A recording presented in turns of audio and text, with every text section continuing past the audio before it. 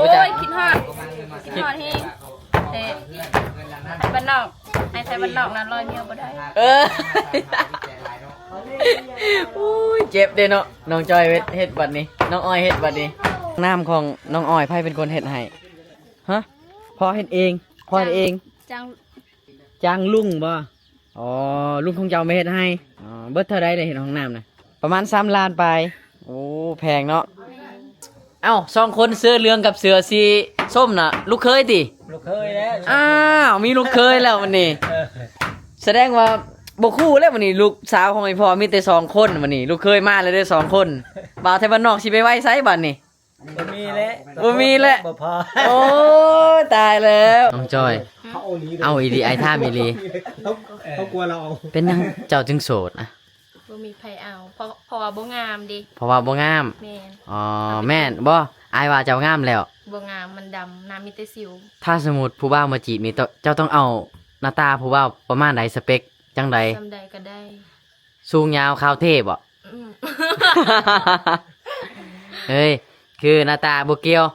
แต่ว่าต้องรวยบ่แม่นหักกันที่ใจหักกันที่ใจใส่หัวใจนักคักมาเบิ่งดูสบายดีคนสวยสบายดีไว้ได้พ่อกันเฮิงเนี่ยเนาะโดยโดนแล้วเกือบ2 เดือนเนาะแม่นบ่ตารถบ่ได้เข้าซองไทยบ้านนอกโดนแล้วเป็นจังไดช่วงนี้สบายดีอยู่บ่สบายดีได้เฮ็ดเวียกงานยังซุมื้อนี่พวกมันเสียงานนี้อ๋อแล้วแหละแล้วมื้อนี้มีแต่แล้วมื้อนี้แหละอ๋อผู้ใดมาซอยมีแต่เฮ็ดเองบ่มีคนมาซอยเลยบ่มีเดี๋ยวมื้อนี้อายพาคนมาซอยหมดแล้วอ๋อไม่แต่สิมีแต่ว่ามียังให้ซอยบ่มื้อนี้มีเฮ็ดยังคือให้โดยได้จูดแล้วว่าให้ไม่ดีอยู่บ่ฮู้บ่ได้ไปเบิ่งยังบ่ได้ไปเบิ่งโดยมื้อใดสิไปวันยัง3 มื้อยัง3 มื้อเป็นยังคลำยังคือกะลำเฮ็ดยังเฮ็ดละปืบเฮ็ดอยู่ไสก็อยู่บ้านนี้อ๋อบ่ต้องกินข้าวเฮาไปมื้อนี้เลยเนาะไป2 คนเอาได้ไปเอื้อยจะไปใส่เดี๋ยวไปหาทางเอื้อยเพิ่นเนาะ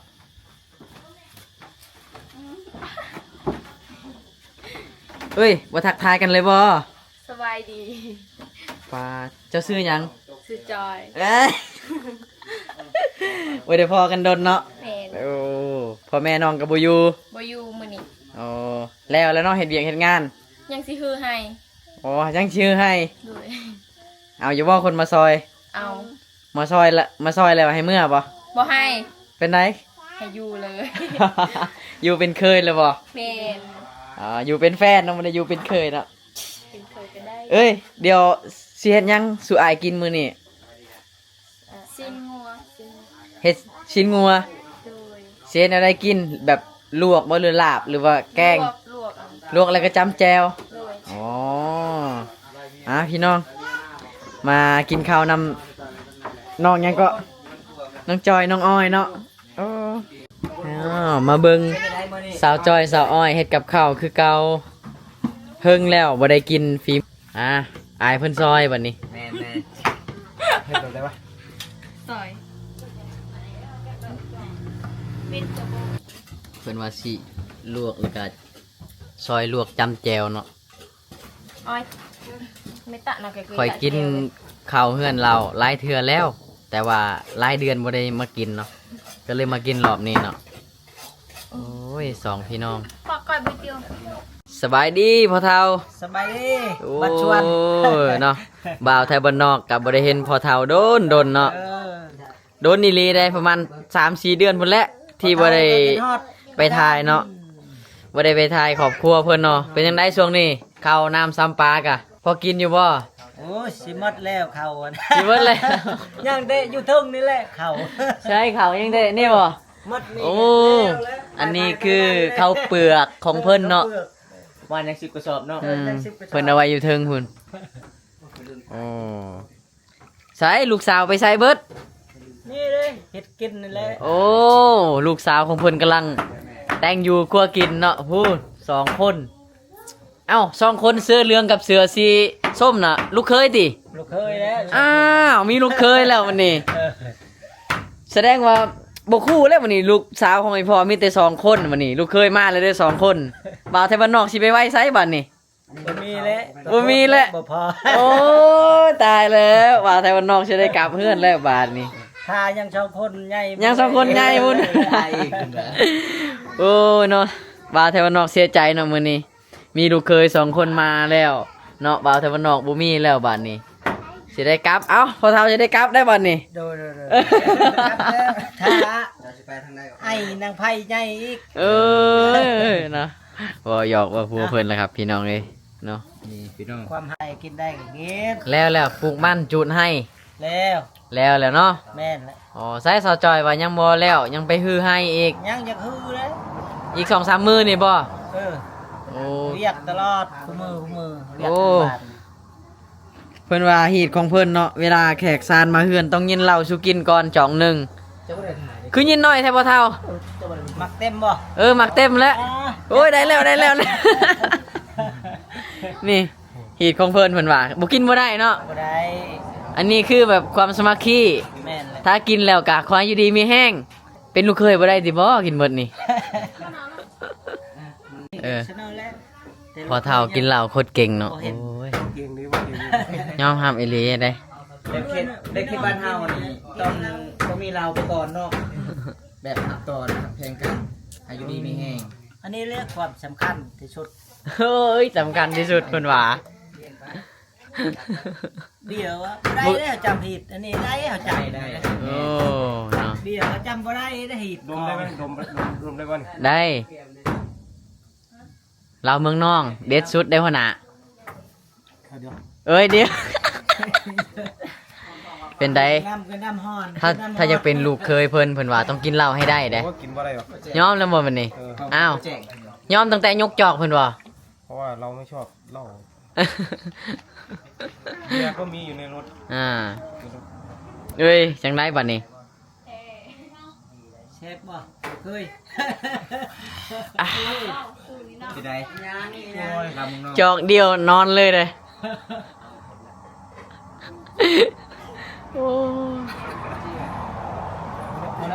พอแล้วพอแล้วพอแล้วเพิ่นว่าบ่อยากเป็นลูกเคยแล้ว เป็นแล้ว มาแล้ว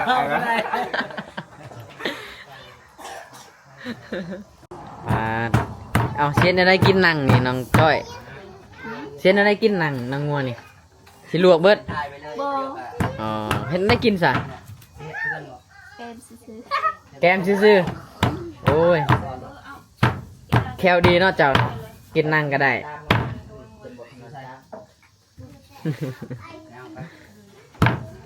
โอ้ห้องน้ำน้องกันแล้วบ่ได้อาบน้ำห้วยเลยติ บ่ อาบอยู่เฮือนตัวเองบ่บัดนี้ บ่บางเทื่อกับไปอาบน้ำห้วยบ่มีน้ำบ่อะ น้ำห้วยก็แห้งแล้วเนาะยันแต่น้ำสางบ่ เบิ่งพอเท่ายินให้จอกเราบักหลายๆเนาะยินเราให้ลูกสาวเพิ่นกินจังหน่อย เอาขึ้นหน่อยอีหลีเอาอีกจังหน่อยหนึงโอ้ยพอเท่าก็ตามมายินเราตลอดเนาะพี่น้อง เป็นจังได๋ช่างไว้ จักสิว่าจังใดแหละ เพิ่นน่ะตามมายินเราตลอดเพิ่นว่าจอกเดียวน่ะบ่ได้ต้องซองจอกเนาะเพราะว่าคนเฮายางซองขาเพิ่นว่า ตอนน้ำพอดีในเสีย น้องจ้อยน้องอ้อยเนาะงามคือเก่าเนาะบ่ได้พ่อกันเฮิงเด้นี่เนาะ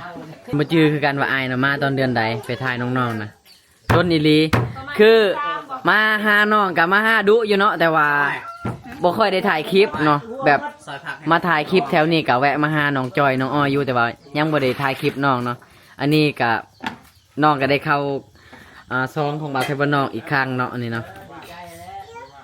สจอยเอาพัวติเดือนหน้าปีหน้านี่ แผลว่า ยันว่าสิเอาพัวเลยติ บ่มีแผลเอา น้องจักปีแล้วก็ตอนนี้นะ 15แล้ว 15แล้วอ๋อจักปียังสิเอาพัว อยากโอ้ยแฟนก็ยังบ่มีซ้ ยังบ่มีฮอดแฟนซ้ำ ำแม่น ว่าเวลีหรือว่าเจ้าบ่ได้คุยกับเขาบ่ คุย คุยอยู่ แต่เขาบ่มัก เขาบ่มาก แม่นบอกว่าเขาบ่มักนะ มีไปสิมันได้ มันขี้ลายมองใดน้อง เอาอีกเลย อายเบิ่งไปลายมุมแล้วมันบ่มีเลยมีแต่คนงาม คนละสองจอกว่ะ ลาย คนละชาบไม่ได้ มันงามก็มีเป็นแล้ว โอ้ยเบิ่งเพิ่นตามมายินเราเนาะ เดี๋ยวเดี๋ยว โอ้ เฮ็ดกินบ่ได้นะไก่เป็ดก็บ่มีเด้ เออ เหล้ามีก็ อ๋อ ลูกคยกิ เพิ่นว่าว่าสิค่าเป็ดค่าไก่กับบ่มีเป็ดไก่เนาะก็เลยยินเราสู่กิน ต้องมี เนาะ เหล้านี่ก็พร้อมกับกิน พอเลยพอเฒ่ายอมเลยเฮาได้จังได๋ถ่ายคลิปบ่ได้เลย พอบ่เอาอีก น้าจอยเนาะคันพ่อเจะยินเรานี่เจ้าต้องกินซอยอ้ายเด้ ไอ้เมาหรือบ่ ฮะ น้องอ้อย เออเมาแล้วเมาแล้วน้องอ้อย เร็ว น้องอ้อย หึ ถ้าอีพ่อเจะยินเราเจ้าต้องกินซอยอ้ายเด้ บ่เร็วได้ เอาบอกให้เจ้าบอกไอ้พ่อเจ้าแหละบ่ต้องยินแล้วเด้อลูกเคยเจ้าว่ะ มาละปิ้วเอามา เราซอยผักเนาะ กินเบียร์ปะมีอยู่รถกินปะ กะบ่ได้ถ่ายคลิปน้องๆกะโดนคือกันเนาะคิดฮอดน้องๆอยู่ได้ แต่บ่รู้ว่าน้องๆคิดฮอดทีมงานไทยบ้านนอก โอ้ รู้จัก ยคิดฮอดเฮงแต่ไทยบ้านนอกไอ้ไทยบ้านนอกนั้นลอยเมียบ่ได้ เอออุ้ยเจ็บเด้เนาะน้องจอยเฮ็ดบัดนี้น้องอ้อยเฮ็ดบัดนี้ เมาแล้ว เราว่ากินฮอดไทยบ้านนอกแต่ไทยบ้านนอกลอยเมียบ่ได้มันว่ามื้อนี้เลยซะ ลอยได้ ลอยได้ ตอนสงกรานต์ปีนี้ไปเล่นไสแหน่สาวอ้อย บ่ได้ไป คือบ่ไป โอ้โหบ่มีเงิน แม่นบ่บ่ได้ไปนะบ่ได้ไปอีหลีนี่อ๋อจะไปไสตอนสงกรานต์ซะ เสียหยา เสียหญ้าโอ้ยคนดุคนมันเนาะสงกรานต์ก็บ่ได้ไปเล่นน้ำหมู่เนาะ ก็อยากไปคือกันแต่บ่มีตังค์ บ่มีตา น้องอ้อยเนาะเป็นหุ่นดีแล้วก็เป็นคนตัวน้อยเนาะประมาณนี้เนาะนี่คือตัวจริงเว้าแล้วก็รวมๆแล้วก็น่าฮักเนาะพี่น้องเฮ็ดกับข้าวกับน้ำนี่บ่ให้เว้าเนาะเวียงเฮือนเวียกซ่านนี่เฮ็ดเอาได้ปลาบูน้องอ้อย เขาไปใส่น้อง อีพ่อจะเอาไปใส่หมอง โดย เขาใส่หมู่บ้านนี่บ่ มื้อนี้แหละ อ๋อก็เลยได้ปลาบู ได้ แล้ว โอ้ยอุ่น น้องน่ะต้องใส่หยังจังสิได้ ใส่ บ่มีใครสิยองไปเลยเนาะว่าโอ้ยข่อยก็เหงื่อแตกคือกันกิน อันนี้จะเป็นแผนสองเด้อ เฮ้ยบ่แม่นเป็นคนรู้ใจ คนหูใจซื่อๆว่ะ บ่ดอกบ่ดอก เพิ่นกำลังเตรียม ใจซะแบวเด้อ ข้าวเหนียวใส่ติ๊บเนาะ เตาบี้ใส่เตาเบล เดียวกันใช่ดอกเลยเอาไปเคยเดียวกันไปน้องกันเที่ยว น้ำของน้องอ้อยไผเป็นคนเฮ็ดให้ พ่อ ฮะพ่อเฮ็ดเองพ่อเฮ็ดเอง จังลูก จ้างลุงบ่อ๋อลุงของเจ้าไม่เฮ็ดให้ อืม อ๋อเบิดเท่าใดได้เห็นห้องน้ำน่ะ ประมาณ3ล้านไป ประมาณ3ล้านไปโอ้แพงเนาะโอ้ ไป ปา หอดเบิ่ง น้องเพิ่นสุกได้ตี้กับข้าวตอนนี้พอเท่าเนาะก็แบบโคตรใจดีเนาะเวลาแขกซ่านมาเฮือนเนาะเพิ่นก็บอกให้ลูกสาวเพิ่นน่ะมานั่งข้างเฮาเลยได้พี่น้องเพิ่นไล่ให้ลูกสาวเพิ่นน่ะมานั่งข้างแขกเพิ่นเนาะ เดี๋ยวมา แม่นบ่พ่อเฒ่า ใครบ่นั่งบ่ได้บ่ได้เลย บ่ ฮิตเราเทิงนี่แบบนั้นได้ความ เพิ่น หักแพง ความหักแพงเนาะ ใครมีลูกสาวตัวอยู่ใกล้ๆกับแขกเนาะแม่นเลย ให้ลูกสาวน่ะมานั่งใกล้ๆกับแขกที่มาเฮือน เออ โอ้ พันลายตัว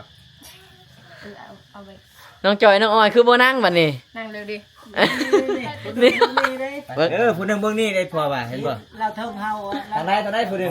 ผู้หนึงเบิ่งซ้ายผู้หนึงเบิ่งขวาบ่ เพิ่นให้ลูกสาวเพิ่นมานั่งข้าง ซื้อน้ำแข็งน้ำก้อน บ่าวไทยบ้านนอกเนาะให้มานั่งกลางๆพี่เนาะโอ้เนาะ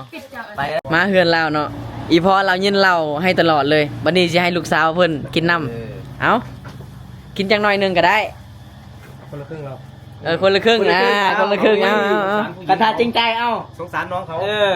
เดี๋ยวเราต้องดูก่อน เออ มันไม่ขึ้นเอาอีกหน่อยนึง เป็นยังไงบัดนี้อีพอจะเฮ็ดคักเนาะ มาเราพ่อเฒ่า เอ้ย พอเท้ายืนให้เท้าเฮา น่ะ ยืนให้เจ้าของนี่เนาะ พอเท้านะมีแต่ยินให้ลูกเคยบัดนี้ลูกเคยสิยินกลับเนาะเอ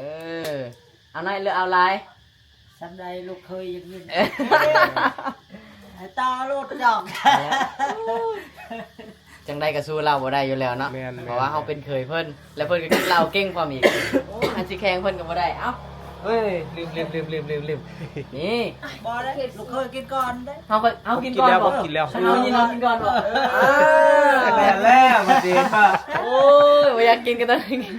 เคยกำไรเลยมันไม่เคยกำไรเลยตอนนี้ แนะนำนะถ้าผู้ใดยินต่อก็เสนอก่อนนะ ไปทางได้บ่นี่พอเท้าเลยเนาะ พอเท่าเลย อ้าวพอเท้าเลย อันนี้โอเคเลยมันคักเลย โอ้ย น้ำ โอ้ยพอเท่าใจดีอยากมาเป็นลูกเขยแต่เราจะมาได้แล้วไกลจังเลย แม่น เนาะ แม่น ไกลอีหลีเลย ไก่ลี่เด้ จักรโลพี่ ไอ้ว่าไม่ดู หมดนี่เอาหมดกระตุกนี่ โอ้ย พอเท่าดีใจแล้วกันหมดตุกนี่ มันตรงนี้ดีใจบ่ ดีใจ ได้ฉันคอยก็เอาลูกสาวพอเท่ามือน้ำแล้วเด้อ ไอ้จะอ่อยแง่มือเลย เอามือเลยบ่ว่าแต่ลูกสาว มือหมดช่องเลย ว่าแต่ลูกสาวอีพอสิมือน้ำอยู่บ่ เอากิน แล้ แล้ว ว กระดองไรกระดองลูกสาว ช่องคนนั้น100 ล้าน 100 ล้านกีบบ่ เออ แล้วนั้นเก็บบ่ คนละ50 ล้าน ว่าไงพี่ 200,000 บาท โอ้ผมมีเงินปานนั้น เออเนาะ พอเท่าอยากชื่อข้าวกินนี่ เออแมนเนาะเอาสิหาใช้ได้เนาะ ลงเลยกินยังอีก น้องจอย เขาเอานี้ เอาอีดีไอท่ามีลี เขากลัวเราเอา เป็นนังเจ้าจึงโสดนะ บ่มีไผเอาเพราะว่าบ่งามดิ เพราะว่าบ่งาม แม่น อ๋อแม่นบ่อายว่าเจ้างามแล้ว บ่งามมันดำน้ำมีแต่สิว ถ้าสมมุติผู้บ่าวมาจีบนี่เจ้าต้องเอาหน้าตาผู้บ่าวประมาณใดสเปคจังใด ซำใดก็ได้ สูงยาวขาวเทพบ่ อืม เฮ้ยคือหน้าตาบ่เกี่ยว แม่น แต่ว่าต้องรวย บ่แม่น บ่แม่น หักกันที่ใจ หากันที่ใจ อืม ใส่หัวใจนับคักมาเบิ่งดู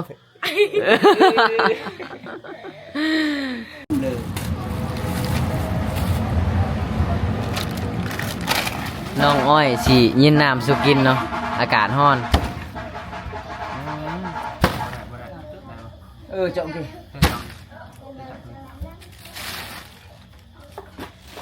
ฮะอุดมจารย์ โอ้ยเสียดายเนาะแม่เฒ่าบ่อยู่เนาะน้องจอย บ่อยู่ไป เบิด2คนแล้วไปเล่นน่ะ แม่น ตอน ไป กินหอ เฮ็ ด ด ไม่เท่า อ๋ออยากไปเยี่ยมแม่เฒ่าเนาะ ขอกินหอดลูกสาวเพิ่นขอกินหอดไม่เท่า สาว ขอกินหอดลูกสาวเพิ่นได้ขอยได้ บ่าวบุญเตื้อยเนาะ ก็บ่ แต่ทานกล้วย มาเด้อ ทานซื้อไม้ให้เนาะ ลองซิม พอเฒ่าเข้ามา อ้าว อ๋อก่อนหน้าเรานะกินข้าวกันนะยอมแล้ววันนี้จะยินเราให้แต่เรา โอ้ยเปิดตายินแต่เรา เอาบอกก่อน หมดนี่ เบาบุญตา เบิร์ดซัมนี่ได้ของกินเนาะลวกซีนงัวปลาบู จะกินยัง สุดความแสบเนาะฝีมือของผู้สาว มาวิพระอากาศเปร่ง ทางพอเท่าก็เอาของกินเอาออกมาตลอดเนาะโอ้ยคือเวลามาเฮือนซ่านเพิ่นนี่ชนเผาตัวเองเนาะเพิ่นจะห่วงแขกหลายกว่าคนในเฮือนเนาะ พอเท่าบ่อยู่เพื่อนก็บ่ม่วนเลยนี่แต่แขกกับลูก แม่นบ่ว่าบุญ เมื่อ ตา ก็บ่ได้ ขนาดเพิ่นมือเวียกกับเพิ่นกับปะเวียกมื้อนี้ ปะอยาก ก็เลย จุ่มไอเพิ่นมายิงยามแล้วก็ทีมงานหามายิงยามเพิ่น ไผโทรหาน้องจอยบ่ แม่น โอ้ยอีพ่อเพิ่นสิเรียกไปโทรเนาะเจ้าก็ได้เพิ่นไปเวียกก็ไปเวียกก่อนจังไดน้องจ้อยน้องอ้อยอายกินเหล้าบ่เป็นบ่เก่งบัดนี้พ่อน้องยินเหล้าให้ตลอด ปวดลวกเด้ เจ้าต้องได้กินแทนในบัดนี้เด้อ ดูแลน้องบ่กิน ฮะ ขอ เป็นหยังคือบ่กิน ที่มาคันบากบ่รับนี่ เราบ่เคยกินเรากินไอ้เบียร์ อิ่มแล้วบ่กินข้าวบัดนี้อิ่มแล้วขอบใจหลายๆน้องจอยน้องอ้อยกับข้าวกับน้ำ บ่เป็นหยัง บายบาย เดี๋ยวพอกันใหม่เด้อ โดยเดินทางปลอดภัยเด้อ โดยขอบใจหลายๆ